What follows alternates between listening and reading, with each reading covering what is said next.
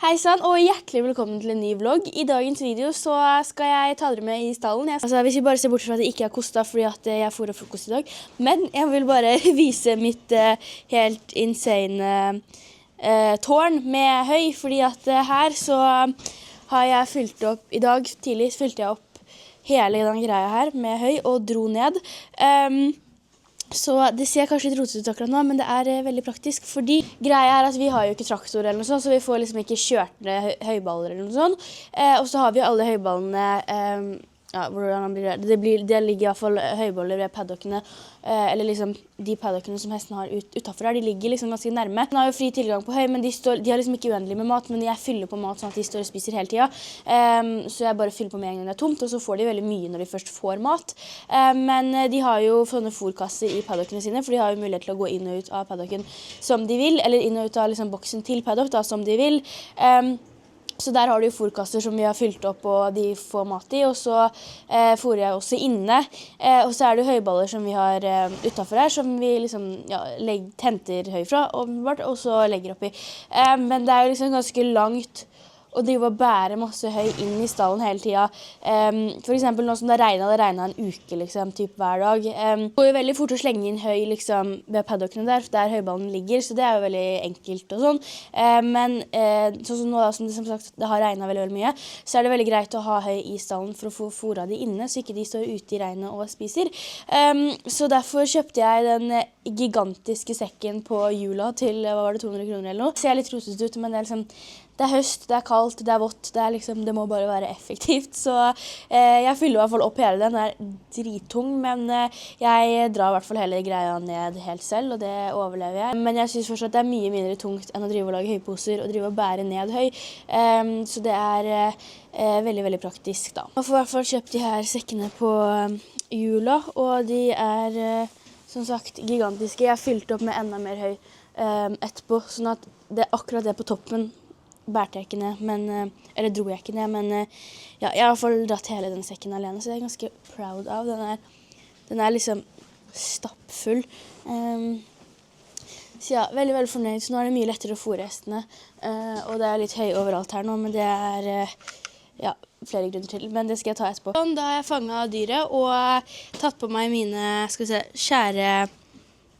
også tatt på meg mine nydelige ridestøvler, så de lever enda. Jeg gir ikke opp. Og jeg hentet alt utstyret fra hengeren og fått på meg ridestøvler åpenbart.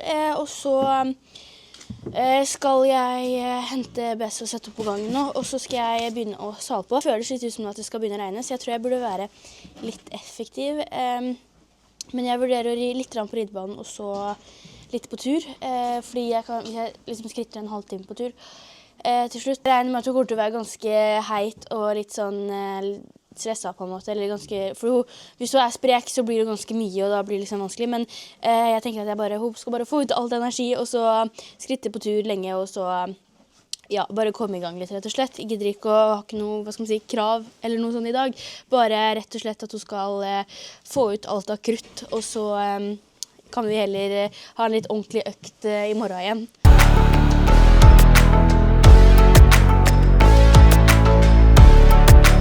Da var BS på gangen. Hun er klar for å bli børstet. Hun er veldig rolig i dag, så det er jo håp da i hvert fall. Begynne å ta dekken nå og børste og sånne ting, og så komme oss ut.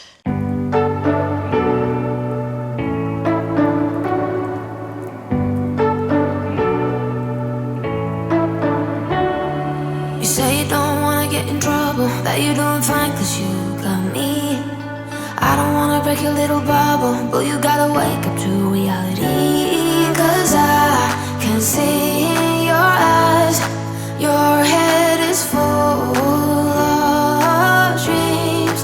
Tears aren't proof of failure, you just gotta let them flow without judge.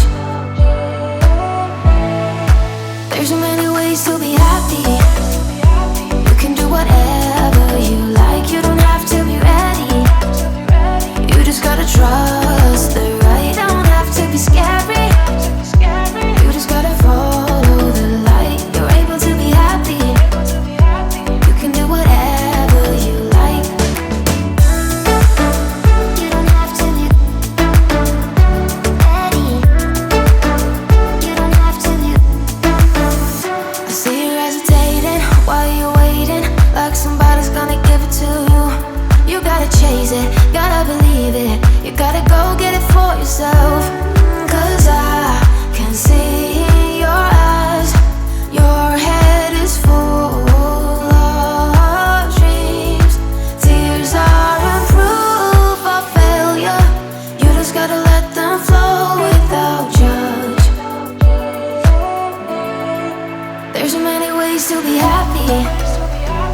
can do whatever you like. You don't have to be ready. You just gotta trust the right. Don't have to be scary. You just gotta follow the light. You're able to be happy. You can do whatever you. I dag så tenker jeg å ha denne sjabrakken fra Le Mieux i Navy, som faktisk helt ny og med logo som jeg har vist tidligere. Like.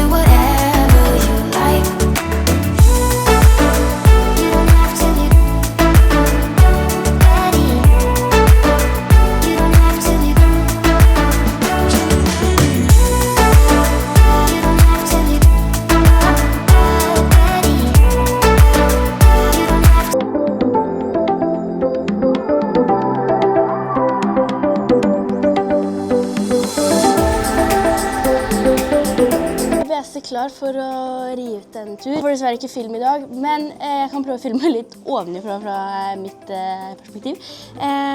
Så ja, jeg veldig glad for at BC så rolig. Altså, jeg veldig takknemlig for at jeg har så rolig og greie hester. Altså, til og med Bulle, liksom, som hingst og 2 år, han ikke litt hingstet en gang, eller han bryr seg ikke om hoppen I det hele tatt, og han liksom, det ikke noe styr med det, og det gjør hverdagen så mye enklere på en måte, for det litt. Vi I hvert fall klar nå. Jeg tror kanskje at jeg skal ta på et lite lendedekken. Men det veldig varmt, så det litt vanskelig. Men ja.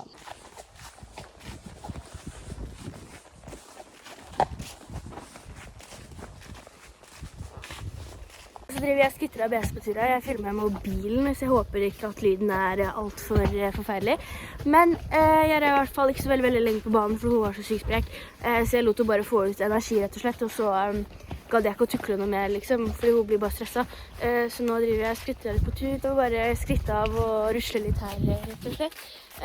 Men hun var veldig fin ellers da, men jeg burde ikke, altså jeg på vanlig sånn rett gummi Novabit, og det pleier jeg vanligvis å gå fint på banen eller på bakken, men når hun så sprek og ikke har blitt ridd på så lenge, så det ikke så gøy å ri på det bittet, fordi ja, og hun blir så sykt sterk også, så har man liksom ikke brems, og så blir man bare sittende og dra på en måte, så da avsluttet jeg heller, men ja, hun har I hvert fall fått bevege seg og gjort noe I dag, og blitt ridd, så blir det nok mye bedre etter hvert, men hun blir bare veldig sprek generelt de 2 første dagene man rir etter hun har hatt fri. Så ja, men jeg skal få skrittet her. Det veldig høst og idyllisk her, så det jo veldig koselig. Det oransje overalt. Men ja. Da har jeg saltet BC, og hun har fått, eller alle har fått mat. Og så skal jeg ta ut tida nå og begynne å ordne henne. Jeg har litt å rydde her fort da. Det salen og det her skal jeg rydde inn etter stevnet.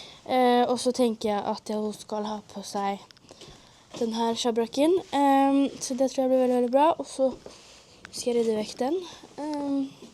Jeg begynner å sale på tida, som mega skitten, men vi får bare prøve å gjøre det beste ut av det.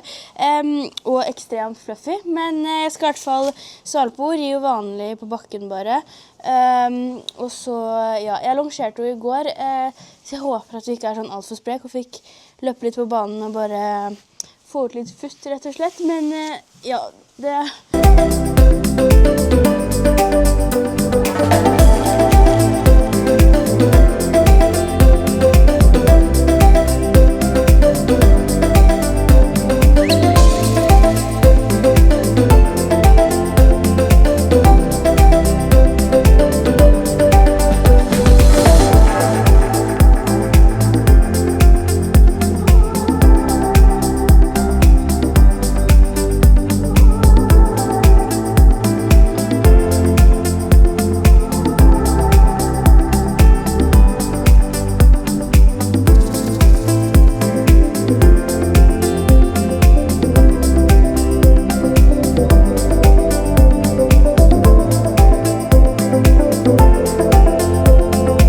Hvis jeg skal få tida ren i dag, så måtte jeg nok dusje henne, og det tror jeg står over, som jeg alltid gjør.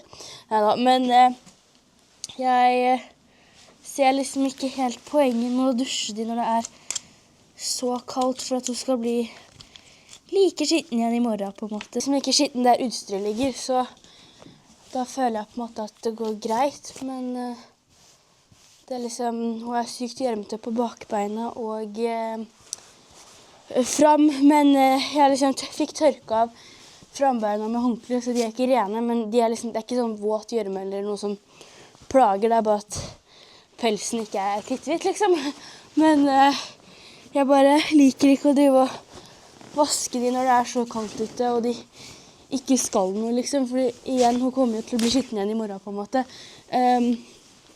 Og jeg synes liksom ikke det er så ordentlig å drive og spyle og holde på når det er kaldt, liksom, for de tørker jo ikke med en gang. En ting er på sommeren, liksom, da vasker jeg de ganske ofte, på en måte, og spyler av de, men sånn, der tida er klar. Jeg skal bare ta på hodelag, og så er begge to klare. Så skal vi gå ut. Tida er litt trøtt, men hun kommer nok til å våkne etterpå. Men ja, jeg skal få ta på hodelag, og så skal vi gå ut og ri litt. Da har jeg ridd ferdig tida. Hun er veldig fin, veldig sprek, men det er greit, det. Ellers så gikk det ganske greit. Nå så skal jeg sale av, og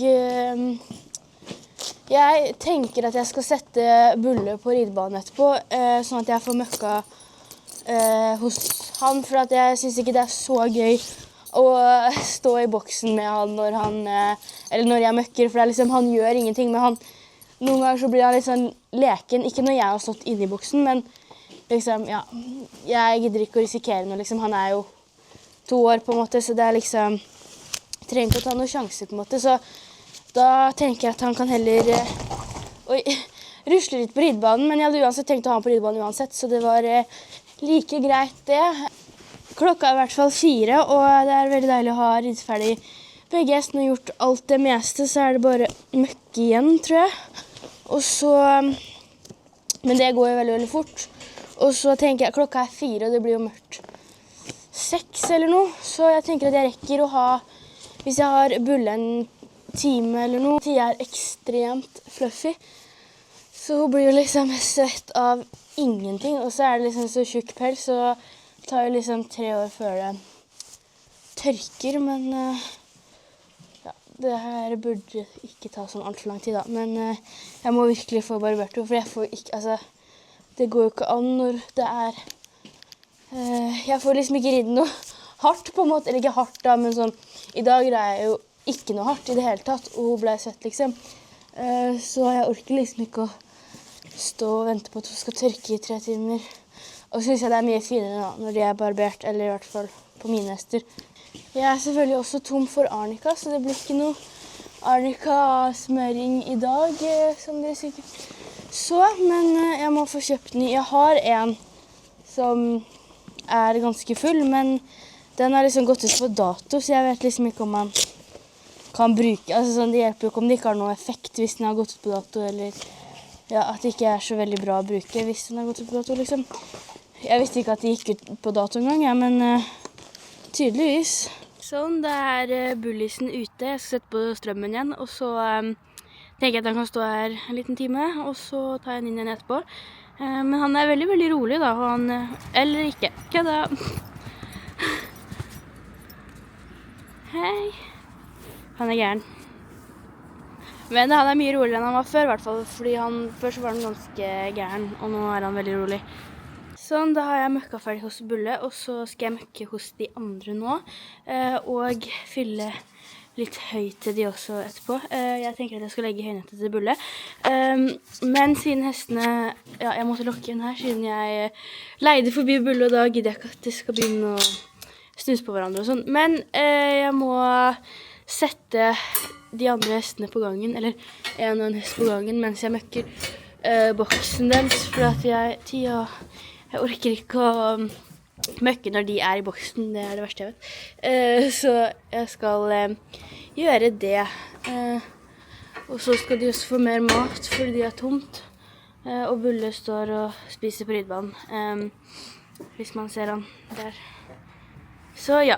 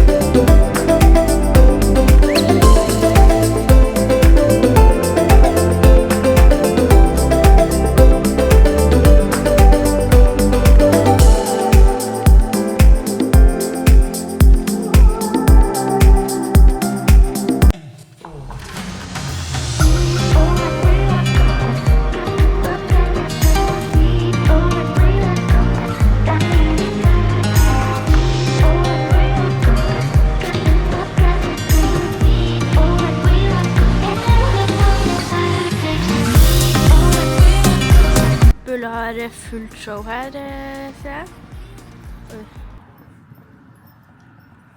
Hvis jeg skal møkke boksen til BS, så står hun her og venter litt.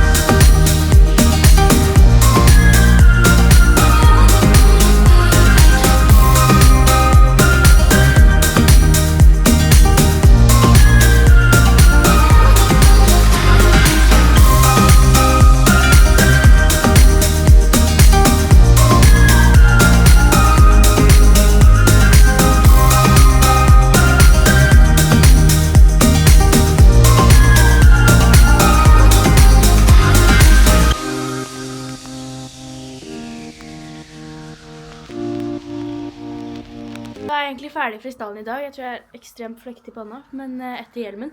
Men jeg har i hvert fall gjort det alt jeg skal, og så skal jeg ta inn Bulle snart, for at jeg håper kanskje på at jeg rakk å ha de andre hestene også ute litt. Men det er mørkt mye tidligere enn jeg trodde, så da skal jeg ta inn Bulle nå snart, og så har jeg gitt alle mat. Og så er det egentlig ferdig fristallen i dag. I hvert fall at du likte videoen og synes den var gøy, og så må du ikke glemme å abonnere og eventuelt legge inn en like og en kommentar, så blir jeg veldig, veldig glad. Og tusen takk for at du har sett på, så snakkes vi i neste video. Ha det!